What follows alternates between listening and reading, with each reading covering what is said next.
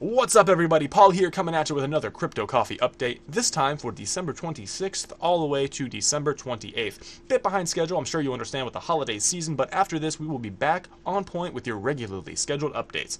So, starting out with your news bites, skyrocketing fees are fundamentally changing the face of Bitcoin. At the time of authorship, this article was suggesting $28 fees on average. Now, just a couple days later, we are looking at fees between $50 and $70 just to send a Bitcoin transaction. That is extremely prohibitive for a lot of users.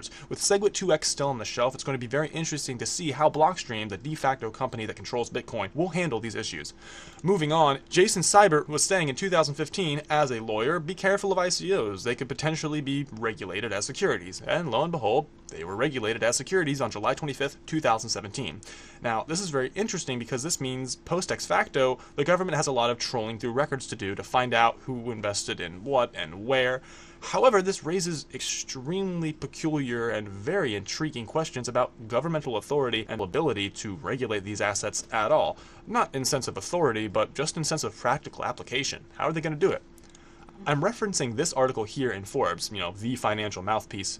Essentially, there was a meeting in Berkeley between some federal SEC heads, and when asked about decentralized exchanges, they had literally no answer. They didn't know how they were going to approach these decentralized exchanges. What's even more interesting is the audience actually gave a bit of verbal pushback saying, hey, if a kid's 18 years old and wants to throw $100 at a project, why not let them? Let's go ahead and unleash this human capacity of innovation. So it's really amazing to see this change in landscape. A lot of questions left unanswered, but it's going to be an amazing ride going into 2018. And finally, to wrap up your news bite, Israel is looking to launch a digital shekel, a state cryptocurrency. There's been talks about this in Russia with the crypto ruble. However, Israel is joining the party to talk about digitizing their national currency. That's going to be very interesting, moving along to a cashless digital society in the 21st century. That wraps it up for your news bites, and we are going to be moving right along into your Crypto Coffee update. Starting out with Tuesday, December 26th, very short day after Christmas, Burst is having their weekly dev meeting, and Monaco will be listed on HitBTC. That's pretty much everything going on for Tuesday, December 26th. Rolling into Wednesday, December 27th, a bit more going on. Publica is having their community AMA. Octanox will be on LessFex Exchange. IBTC is having their atomic swap. Shield is launching their web wallet. Zencash is having their community call. Burst is having the Dymaxion release, very cryptic, interesting project there, and XP is having their weekly airdrop.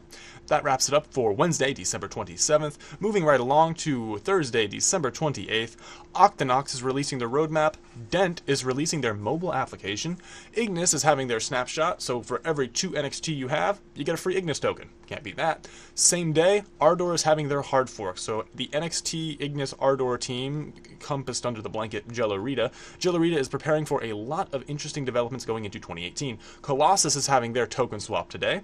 Bitcoin is having the SegWit2x hard fork. As I mentioned before, it's still technically on the shelf. Some users will adopt it, some exchanges won't. It's going to be very interesting to see how that develops and whether it will solve the issue of increasingly prohibitive fees. Creative Chain is having their beta release today.